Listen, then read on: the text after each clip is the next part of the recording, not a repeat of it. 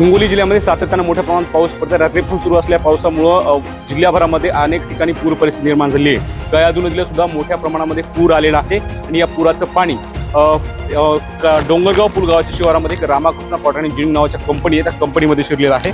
Machines ज्या आहेत त्या अर्ध्याहून अधिक भिजलेल्या आहेत, अर्ध्याहून अधिक मशीन्स या आहेत ते पाण्यामध्ये येतात। तर या ठिकाणी तयार केले जे साहित्य प्रोडक्शन होतं, जे उत्पन्न होतं, त्याचबरोबर रॉ मटेरियल होतं, ते संपूर्णपणे भिजलेलं आहे।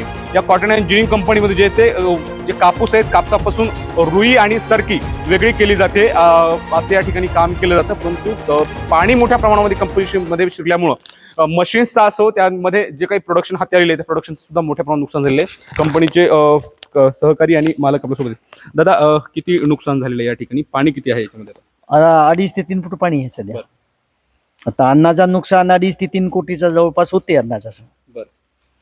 सगळं मशीन म्हणजे बांधकाम, मशिनरी, इतर साहित्य सगळं मिळून अंदाजा, प्राथमिक अंदाजा असा।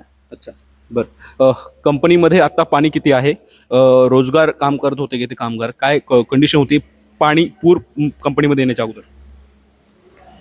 म्हणजे आता कंपनीची काय परिस्थिती होती? कंपनीमध्ये पूर येण्याच्या अगोदर काय परिस्थिती, आता काय आहे? आता पाणी भरपूर आले ना। बरं, आधी नव्हतं पाणी। बरं, अच्छा। साधारणतः मशीन्स आहेत हे किती पाण्यामध्ये आहेत? पाणी किती आहे आता? 2.5 ते 3 फूट। 2.5 ते 3 फूट। बरं। आता कामगारांचं काय? कामगार जे काम करायचे त्यांचं? सध्या बसून आहे। बरं। आणि आता ही कंपनी सुरू होणार होती दसऱ्याला, मग आता सुरू करणं कसं?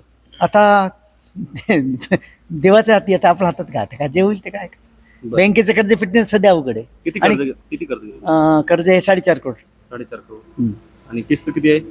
किस्त किती आहे भरायची प्रत्येक महिन्याला? 6 लाख रुपये। 6 लाख रुपये निघते आता या परिस्थितीत? नाही, निघणार नाही आता। मग विकू होतं काय, काय त्याला काय करणार? काय सरकारकडे काय मागणी आहे? काय करायला पाहिजे? कारण शेतीचा सहकार्य केलं पाहिजे। आमच्याकडे रोजगार आहे, पुन्हा ह्याच्यात शेतकऱ्याचा फायदा आहे। आमच्या शेतकऱ्याला फायदा झाला, आमचा फायदा होणार आहे। शेतकऱ्याचा माल सेंटरमध्ये येणार आहे, असं दुसरं काय। अच्छा, बरं। या ठिकाणी सातत्याने किती कापूस खरेदी केला जायचा आणि किती रोजगार काम करायचे?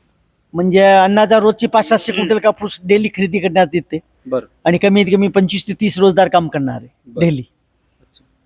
रोजगार, फिटर, इंजिनियर, ऑपरेटर सगळं मिळून। हे व्यावसायिक आहेत, अत्यंत धीर देऊन सांगतायत की आता परमेश्वराच्या हाती सगळं आहे।